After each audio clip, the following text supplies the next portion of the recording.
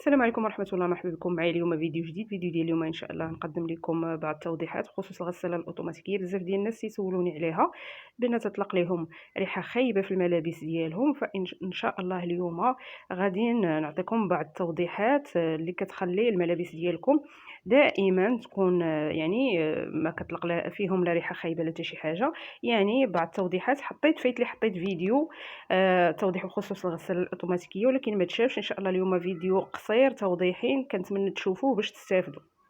وكيف قلت لكم دائما باش الغساله ديالنا ما تطلقش لينا ريحه خايبه في الملابس ديالنا، يعني دائما التعقيم الدوري من 6 شهور ل 6 شهور ملي نصبنوا فيها نخليوها محلوله على الاقل ساعه فما فوق. وكذلك هاد البلاصه اللي غنوريكم دابا نتوما كي كتشوفوا اللي حليت لكم دابا، هاد البلاصه اللي خصها تعقم بشكل دائم، هذه هي المكان اللي كتخلي كيتجمعوا فيه الماء كيولي ريحته خايبه وكيخلي لينا كيولي الحوايج واخا نديروا معطر نوعيه جيده، واخا غسول يعني صابون خاص الملابس نوعيه جيده، كتولي لنا الريحه خايبه في الملابس. فدائما كي كتعرفوا اي غساله اوتوماتيكيه فيها بحال هذا المكان كنحلوه، راه ساهل في الحلان، وكنلقاو واحد التيو هانتوما كديروا شي بانيو ولا شي طاسه وكنخويو فيها الماء. دابا حيت صبنت ملابس سوداء، شوفوا الماء راه تيبان اللون ديالو متغير، يعني ملابس كتطلق الكحل.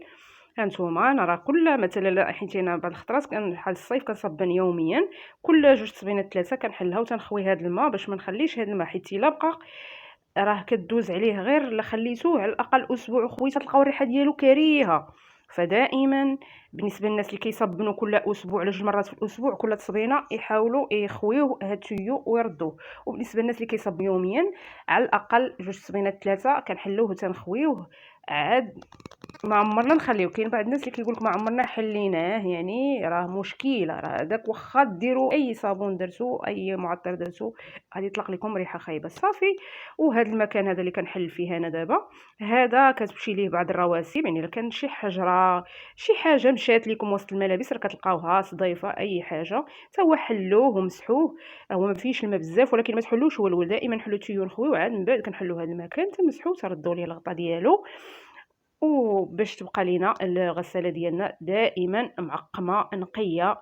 كنتمنى تكونوا استفدتوا من هذا الفيديو، وكيف قلت لكم كنتمنى كنكون جاوبت على بزاف ديال الاسئله وبزاف ديال الاخوه.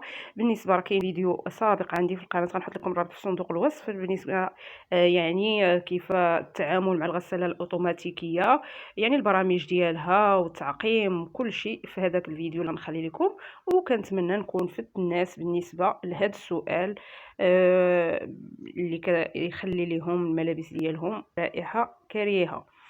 كنشكركم بزاف على حسن المتابعه، وكنضرب لكم موعد في فيديو قادم ان شاء الله باذن الله.